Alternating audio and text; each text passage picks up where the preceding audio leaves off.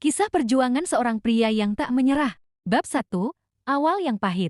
Rudy adalah seorang satpam di sebuah perusahaan besar di Jakarta. Setiap hari, ia berdiri tegap di depan pintu masuk, menyapa karyawan yang datang dan pergi.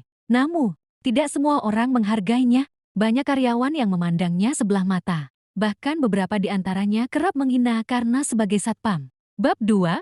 Tekad untuk berubah. Rudy bukan hanya sekadar satpam. Di sela-sela jam kerjanya, ia rajin membaca buku bisnis dan mengikuti seminar online gratis.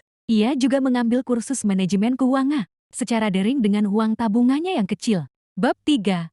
Kesempatan datang. Suatu hari, perusahaan tempatnya bekerja mengadakan kompetisi inovasi bisnis untuk karyawan. Awalnya, hanya karyawan kantor yang diizinkan ikut serta. Namun, Rudy memberanikan diri bertanya kepada manajer HRD apakah ia bisa berpartisipasi.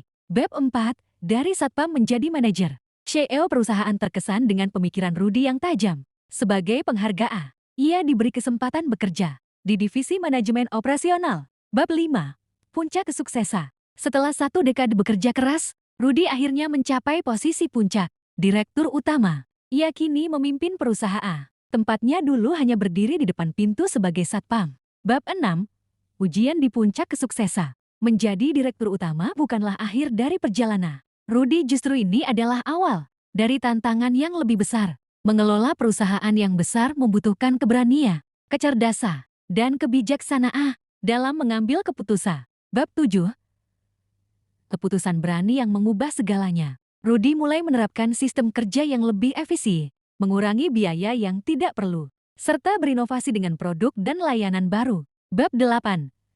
Kembali ke tempat lama dengan kepala tegak. Suatu hari, Rudy mengunjungi pos satpam di pintu masuk gedung. Ia melihat seorang satpam muda yang tampak letih, bersih seperti dirinya dulu. Bab 9.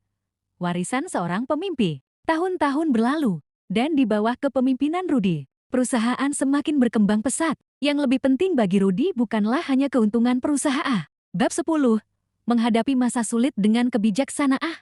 Beberapa tahun setelah kejayaan perusahaannya, tantangan baru muncul. Perekonomian global mengalami krisis yang berdampak besar pada industri. Bab 11. Membantu orang lain mewujudkan mimpi. Setelah sukses membawa perusahaan ke tingkat yang lebih tinggi, Rudy mulai memikirkan cara untuk memberi kembali kepada masyarakat. Bab 12. Kembali ke kampung halaman.